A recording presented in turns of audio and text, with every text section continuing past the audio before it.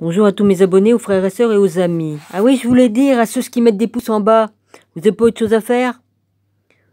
Vous savez, la spatule, vous allez vous la reprendre dans la gueule, hein, parce que bon, rien que d'emmerder les gens comme ça, on sait très bien qui c'est qui s'amuse à mettre les pouces en bas. C'est pas le problème, mais ayez au moins les couilles de dire pourquoi vous aimez pas. Mais de toute façon, je sais très bien que vous ne regardez même pas mes vidéos. Vous mettez directement les pouces. Vous avez même pas les couilles. Vous êtes des sans couilles, des sans âme, des sans esprit, etc., etc. Hein? C'est toujours les mêmes, hein, de toute façon. J'espère que vous êtes assez souple, hein, parce que votre pouce, vous pouvez vous le carrer là où je pense, hein, en restant poli. Ouais. Alors arrêtez votre chat, parce que vous allez ce que vous faites à emmerder les gens, eh ben, vous allez le recevoir, ça, hein. Voilà, c'est tout ce que j'ai à dire. C'est pas que ça m'emmerde à 200%, mais franchement, c'est vraiment histoire de dire, on va l'emmerder. C'est très bien ce que vous faites en mettant des pouces en bas, hein. Vous savez très bien pourquoi. César, il l'a fait aussi pour les chrétiens qui étaient dans les arènes pour se faire bouffer par les lions. C'est ce qui vous attend, enfin, d'une autre façon, hein. En mettant le pouce en bas, vous vous condamnez vous-même. Elle est bonne celle-là, hein. Pourtant c'est vrai sur le plan spirituel. J'ai dit ce que j'avais à dire. Loin de ma face, Satan, oui, bah je t'emmerde, petit con, hein. Tes petits sbires que tu m'envoies, franchement, avant. Franchement, t'as rien d'autre à faire, hein. Depuis le début des temps que tu m'emmerdes. Oh, bah franchement.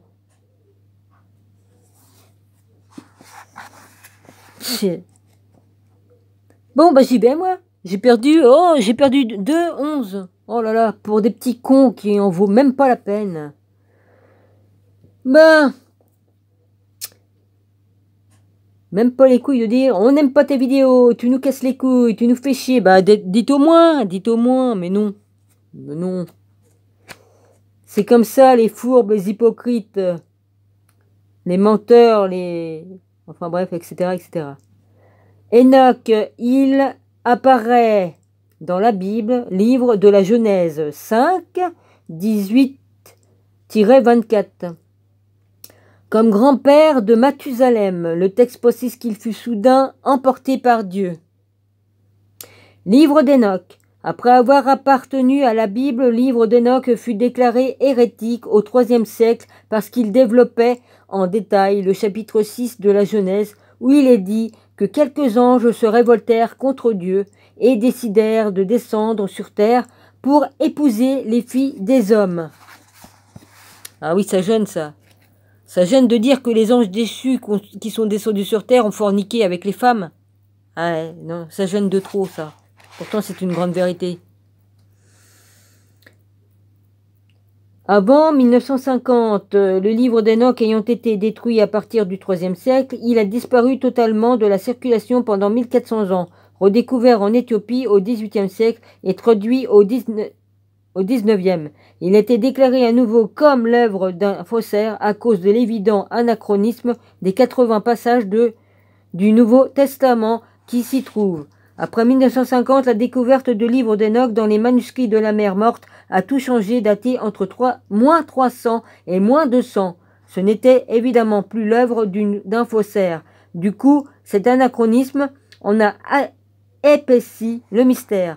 Maintenant, le livre d'Enoch remettant trop de points et surtout trop d'idées reçues en question, le débat a été vite clos. En revanche, les universitaires continuent à en analyser chaque lettre. Oui, je remets le petit morceau que j'avais mis. De Pierre Jovanovic.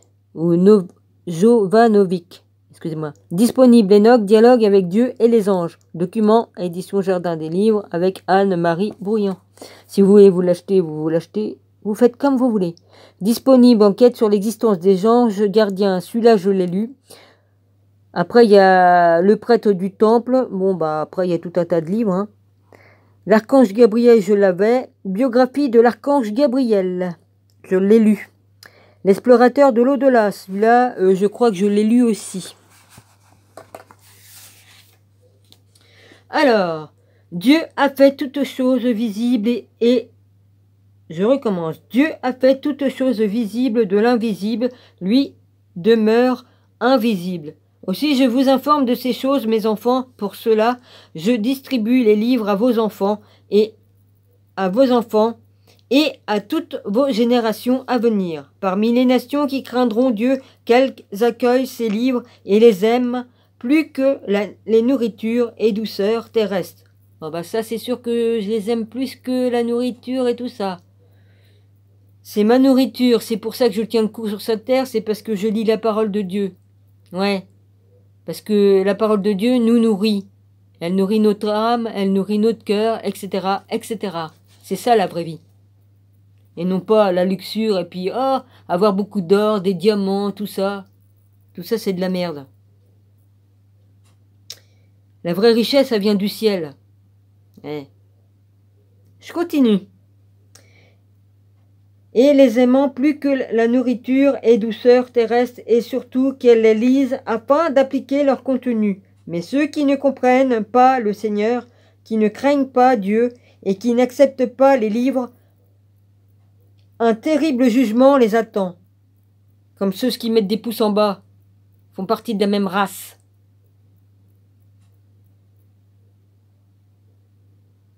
Des sans âme, sans cœur, des pervers narcissiques. Vous êtes de la même race que des déchus. Je vais me gêner. Béni est l'homme qui portera et transmettra leur enseignement, car il sera libéré au jour du grand jugement. Chapitre 48, le livre d'Enoch éthiopien. Enoch, dialogue avec Dieu et les anges. Jardin des livres 2002. Ça fait un bout que je les ai, hein.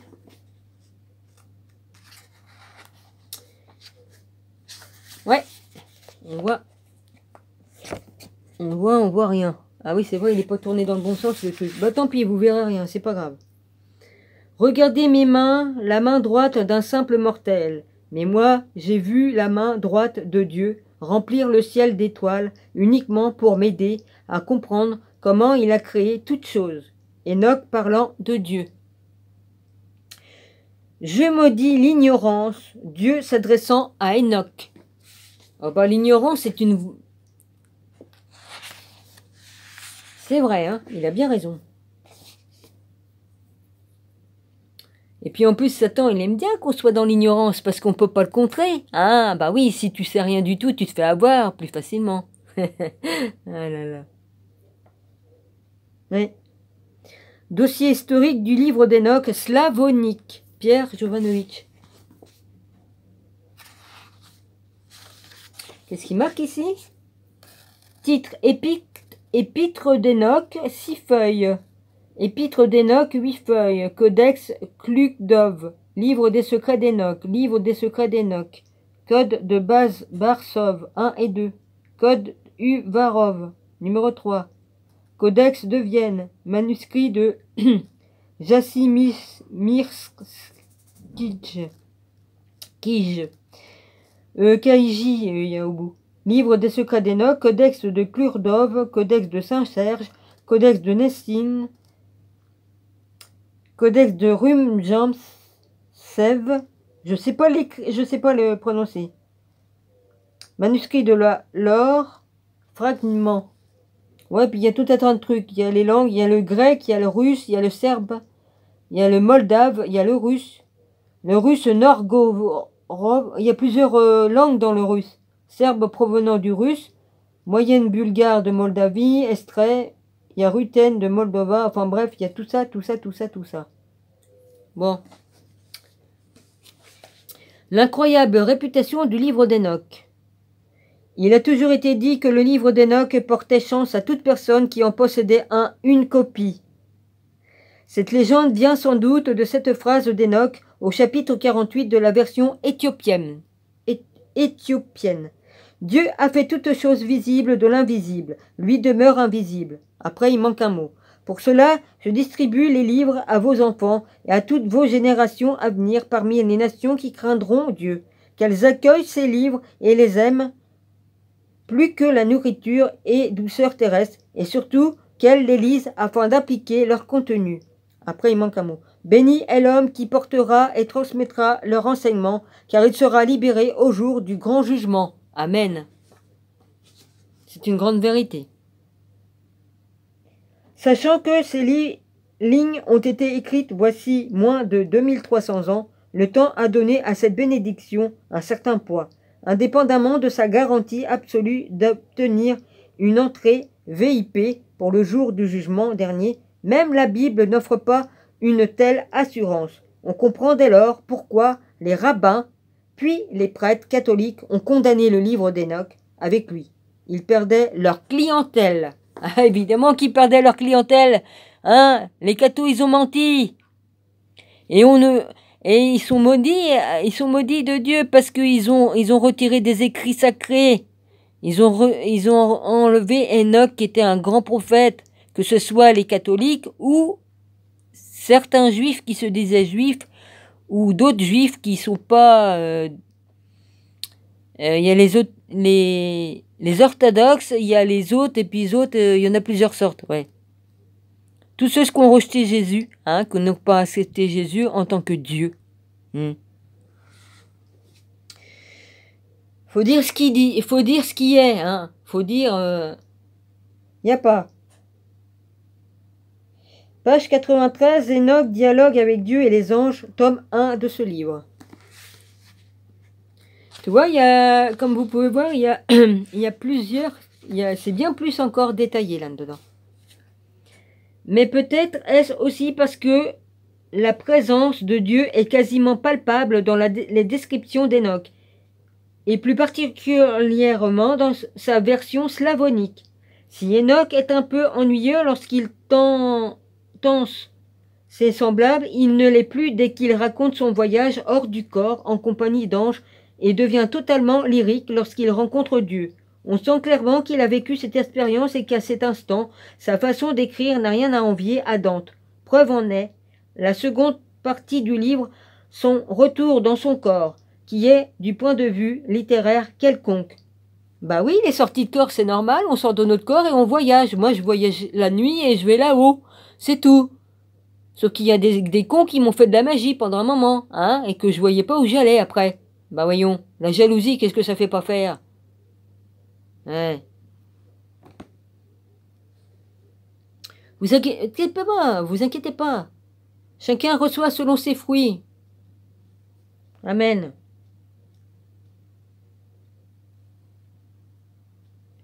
Bah oui, j'ai eu le malheur de donner ma date de naissance, mes noms et tout ça. Eh ben, dès qu'ils ont tout ça, ils peuvent faire de la magie. Il faut pas donner tous les prénoms et tout ça. Voilà, ne faites pas l'erreur que j'ai faite. Parce qu'après, ils peuvent faire de la magie. S'ils ont tout ton nom et tout ça, bah voilà. Je me suis fait avoir comme ça, et ça, je ne le savais pas à l'époque. Maintenant, je sais encore bien plus de choses. Merci, papa. Ouais, merci, Jésus. Hein. Je dis merci au Père qui est là-haut, et je dis merci à Jésus.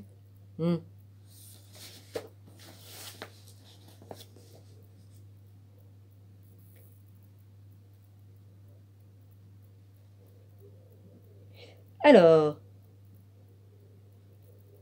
qui est du point de vue littéraire quelconque. Pourquoi? Parce que dans la première partie, les principaux personnages sont les archanges Gabriel, Michael, Uriel et Pravuel. Non, pas Pravuel. P-R-A-V-U-I-L. Pravuil. Voilà. Et bien sûr, Dieu qui décide de se confier et de lui expliquer pourquoi il a eu l'idée de créer le monde et des âmes pour le parcourir. Enoch assiste même au spectacle extraordinaire du Créateur, demandant à l'un de ses archanges de lui apporter des livres.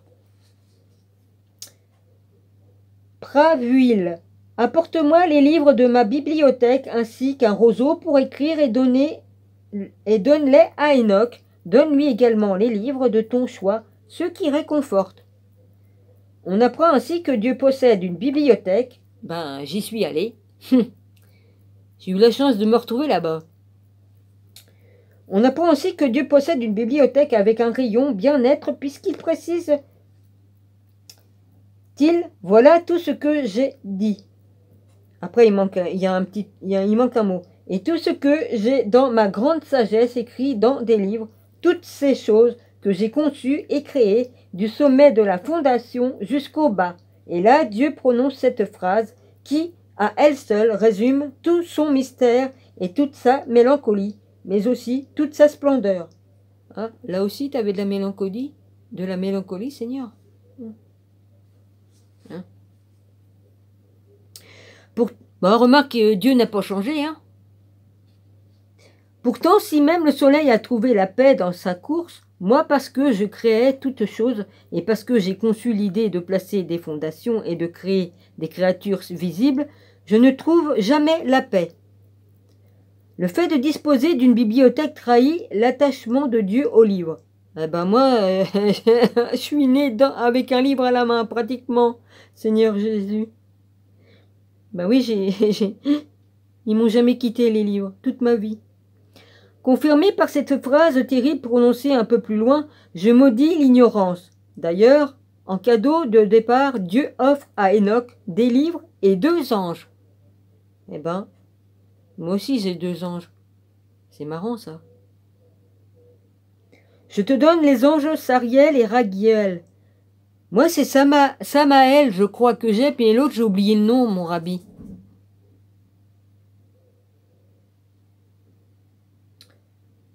Faudrait que je retrouve le livre que j'avais, mais c'était écrit dedans, Seigneur. Oui, parce qu'il faut faire des calculs avec la gématrie, et puis avec ma date de naissance, et puis l'heure de ma naissance, et puis je trouve les noms de mes anges. Dans le livre, il y avait les noms des anges, et ça correspondait selon, voilà. Et c'est comme ça que je sais que j'ai 2 anges gardiens.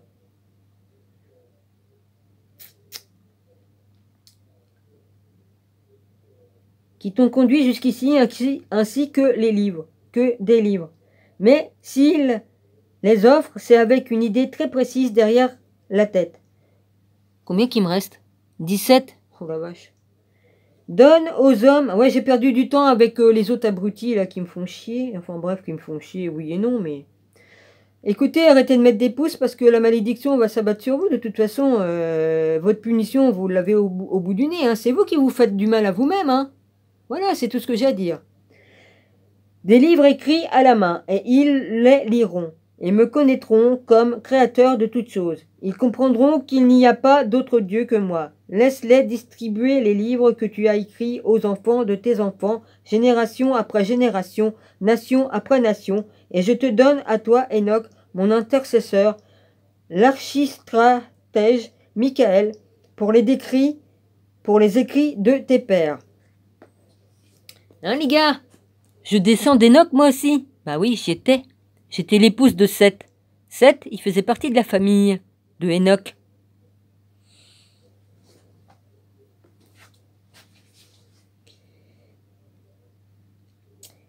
Et pour être certain d'être bien compris, Dieu n'hésite pas à répéter.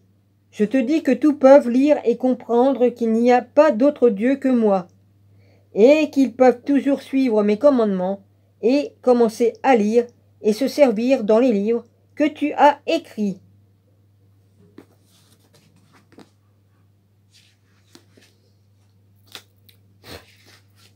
Pas de ma faute, moi, si j'étais partout avec Dieu. C'est pas moi qui ai choisi, c'est Dieu qui m'a choisi. C'est différent. Ben, en haut, en bas, et puis voilà. Hein. Enoch se retrouve donc avec des livres issus de la grande bibliothèque de Dieu. 2 anges gardiens, pas pour le protéger, puisqu'il ne lui reste plus que 30 jours à vivre sur terre, mais bien pour l'inspirer à écrire son livre avant son départ. Et un archange, Michael en personne, afin de défendre les écrits d'Enoch, une fois celui-ci rappelé au ciel. Merci Michael. Notons ensuite la vision panoramique ou interporelle de Dieu. Il dit clairement et il insiste lourdement que le livre d'Enoch sera lu génération après génération et même nation après nation, ce qui comprend aussi les évolutions géopolitiques comme par exemple Summer, devenant raccourci historique, l'Irak aujourd'hui. On comprend alors que le livre d'Enoch ne peut pas mourir. Et il est vrai qu'avec l'archange Michael, pour parrain et 2 anges gardiens, Arioch, A-R-I-O-C-H, Arioch, plus Marioch. Ok. Ce livre a pu résister non seulement au déluge, mais aussi à l'acquisition de l'Église catholique. Forcément, il a la baraka, comme le disent les musulmans, chez lesquels Enoch s'appelle Idriss, le grand prophète qui a inventé l'écriture. Bah, chez les Égyptiens, c'est... Merde, j'ai oublié le nom. Comment qu'il s'appelle? J'ai oublié le nom pour les Égyptiens de celui qui a écrit. C'est pas Horus, non. Oh, bah pardonnez-moi, mais j'ai oublié. Tant pis. Je savais par cœur, mais voilà. Baraka vient de l'un des anges descendus sur terre et qui s'appelle Barakiel. Il est l'ange des jeux de hasard. Voir le dictionnaire des anges de Gustave. Je l'ai. Je vous lirai des choses si vous voulez. Si je crois en Dieu et qu'il n'existe pas, je n'aurai rien perdu. Mais s'il existe, j'aurai tout gagné. Amen. Amen, mon Dieu. Les ailes du désir. Voilà. Les ailes du désir, c'est le film que j'ai vu le jour où c'est que j'ai vu les tours tomber. Je m'en souviendrai toute ma vie. Ils passaient ça à la télé, c'était l'après-midi. Et tout d'un coup, ils ont arrêté le film. C'était un film que je voulais voir depuis longtemps. Eh bien, j'ai vu les tours. Eh ben, je m'en souviendrai. Je me souviens de chaque seconde du film, des tours, comment j'étais habillée, qu'est-ce que j'ai... Je me rappelle de cette journée comme si c'était hier. Ouais. Voilà, c'est ce que je voulais dire. De toute façon, il me reste 22 minutes. Il me reste quelques minutes. La main de l'ange bat miel touchant la peau de la fille des hommes dont il est tombé amoureux. Mais en tombant amoureux, il est aussi tombé du ciel. Les ailes du désir de Will Winder, 1997, photo Argos film. J'ai beaucoup aimé ce film. Je l'ai revu peut-être plus tard, je crois, mais il me semble. De toute façon, voilà. En 1987 sortait sur les écrans le film énigmatique de Will Winder, énigmatique parce que tourné pour une grande partie en noir et blanc avec une mise en scène un peu déroutante. Le spectateur était mis dans la peau de l'ange Bamiel qui observait et écoutait les humains en compagnie de l'ange Cassiel. Curieusement, Winder avait choisi une bibliothèque pour nous montrer le fonctionnement d'un ange, comme si ce lieu avait une relation avec le paradis dans le 10e ciel, exactement selon Enoch, ou même Dieu, comme on l'a vu, y possède la sienne. Ce sont de grandes vérités. Comme je pense que je suis allé là-haut, moi. Les anges Gassiel à gauche, Otto Sonder et Daniel Bruno Gans. Dans les allées de la bibliothèque de Berlin pendant une partie du film, la bibliothèque est le point de ralliement des anges, comme si Win Wonder s'était inspiré du livre d'Enoch, photo de... voilà, etc., etc. Or, il se trouve que Win, sans trop le savoir, puisqu'il n'en a jamais parlé dans ses interviews, aborde le thème qui a valu en grande partie la condamnation du livre d'Enoch, celui d'un ange descendu sur terre pour faire l'amour aux humains. Bah pourtant, c'est une grande vérité. Hein, les cathos, faudra peut-être vous réveiller puis dire la vérité. Hein? Excusez-moi, j'ai rien contre les catholiques, mais vous avez brûlé et tué des gens à cause de ça.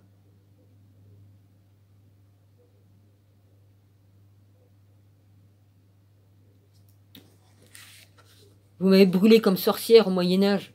Ouais, merci. Hein.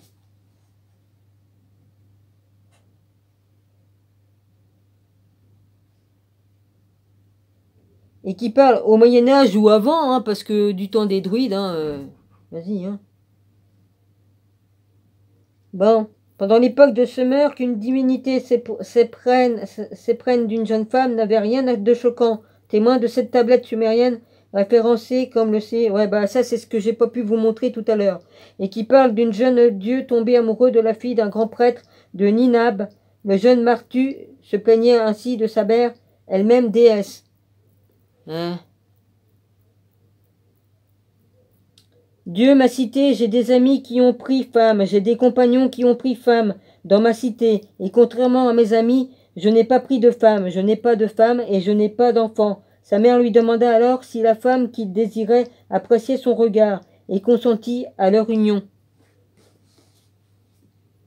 avec la mortelle. Mais Enlil, le chef des dieux, devint fou de rage à l'idée que le sang des dieux, le sang des Anunnaki, soit souillé à jamais par ces mariages impurs avec les filles des hommes et surtout par le fait que ces jeunes dieux préfèrent vivre libres sur terre plutôt que de recevoir ces ordres divins.